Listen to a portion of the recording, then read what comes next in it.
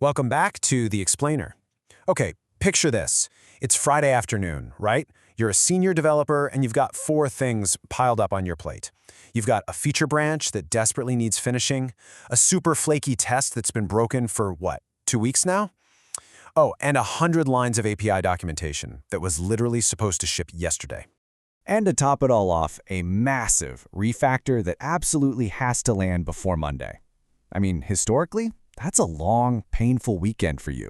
Or you're just slipping the release entirely. There was no way around it. But here's the wild part. In April 2026, OpenAI Codex handled all four of those tasks simultaneously, in parallel, in separate, isolated sandboxes, literally while the engineer went and grabbed a coffee. And guys, that is not a staged demo. That is the weekly reality for 4 million developers right now. Look, OpenAI Codex is not just some fancy code autocomplete. It's definitely not just a smarter GitHub Copilot. It is a fully autonomous software engineering agent, and it has completely changed what it means to be a developer today. Section 1. The Autonomous Reality.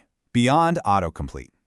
Let's just clear up a major piece of confusion right off the bat here, because the name Codex has actually been around since 2021, but the old version was absolutely nothing like this new one.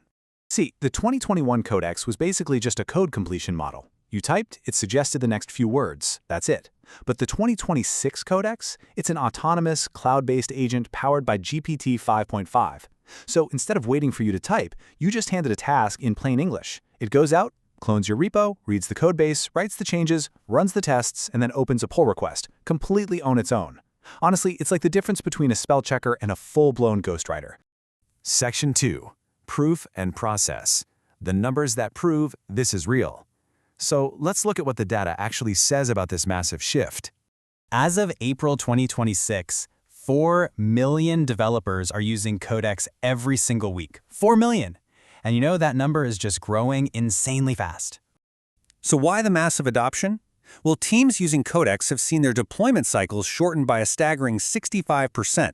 I mean, work that used to eat up a full day, stuff like writing legacy tests or generating tedious docs, is now getting done in under an hour. Because of that incredible speed, 46% of all new code written in 2026 is now AI-generated or AI-assisted. Just think about that for a second. That is nearly half of everything being written right now. And when you look at the benchmark testing, it ranks consistently above Claude Code, above Gemini, and above Cursor. But honestly, the best part? It's not some pricey separate subscription. It's already included in ChatGPT Plus and Pro. So if you're already paying for ChatGPT, you already have access to this top-tier agent. So here is the exact workflow under the hood. Step 1, you just give it a plain English task. Step 2, it clones your codebase right into a secure sandbox to map out all the dependencies. Step 3, it generates a full plan for you to review. Step 4, it actually executes. It writes the code, runs your test suite, and even fixes its own errors in a loop if something breaks. And finally, step 5, it submits a pull request for human review. You literally don't even have to touch the keyboard. Section 3. Codex versus the competition. Finding the right tool. Now, you might be wondering exactly how this compares to something like Claude Code, which, by the way, we covered in a previous explainer. Well, here's the honest breakdown. If you want truly autonomous, cloud-based execution for those really complex tasks, Codex is absolutely your top pick. But if you prefer more hands-on, interactive terminal experience, Claude Code is fantastic for that. For a super native, AI-driven IDE experience, you're definitely going to want Cursor. And if you need massive code-based context, well, Gemini CLI is catching up fast there. But the reality, most serious developers today are actually using 2 or 3 of these tools together. Section 4, the hidden security agent, the feature nobody is talking about. Okay, so back in March 2026, OpenAI quietly launched something that most people totally overlooked. They introduced Codex Security, which is a dedicated agent built specifically for fixing vulnerabilities. Here's how it works. You point it at a code base, and it just relentlessly scans for security issues. I mean, it actively hunts down SQL injection vulnerabilities, exposed credentials, unsafe dependencies, and those tricky authentication gaps. And the kicker? It then automatically proposes the fixes for you. The implications here are just enormous.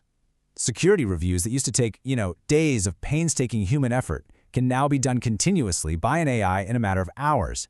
It scans every single PR, every single commit. So it isn't just writing your features anymore, it's actively protecting them too. Section 5. The future for developers. Adapt or struggle. All right, let's have a really honest conversation about what this actually means for people who write code for a living. The traditional junior role of just writing boilerplate and simple tests, yeah, that's definitely shrinking. But on the flip side, the demand for developers who can architect complex systems, catch weird edge cases, and effectively direct codecs, that is absolutely exploding. The developers who are winning today aren't the ones writing the most lines of code. They're the ones shipping the most features by working with the AI. The developers who are really going to struggle are the ones who look at AI coding tools as just some threat they can ignore. The ones who see it as a multiplier, though, those are the folks finishing 10 features a week instead of just 2. Look, this is the exact same shift that happened when calculators replaced mental arithmetic. Nobody lost their entire engineering career just because they didn't have to multiply huge numbers in their head anymore, right? They simply gained the time to do much higher value work. Section 6. How to get started integrating Codex today. So here is exactly how you can start integrating this into your own workflow right now. And remember, this costs nothing extra if you're already on ChatGPT+. Option 1 is super simple. It's just the ChatGPT web interface. You just connect your repo and start chatting. Option 2 is the Codex CLI, which you can easily install to use right there in your terminal. And honestly, this is exactly how the top engineers are using it right now. Option 3 is direct IDE integration with VS Code or JetBrains. But listen, here's the golden rule you absolutely have to remember. Codex still makes mistakes. Always. Always review its PRs before merging them. You need to use it as a powerful tool, not as a complete replacement for your own engineering judgment. It's pretty wild to think about. We've gone from what was basically a neat developer toy back in 2021 to a fully autonomous engine in 2026. 4 million developers are using this thing to ship code they never actually wrote and fix bugs they never actually debugged. The software engineering profession isn't disappearing at all, not even close.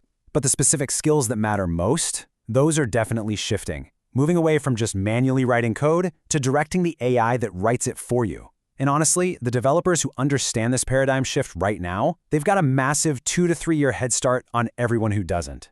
I'm your host, and this is The Explainer, bringing you the most important tools shaping our world in plain English every single week.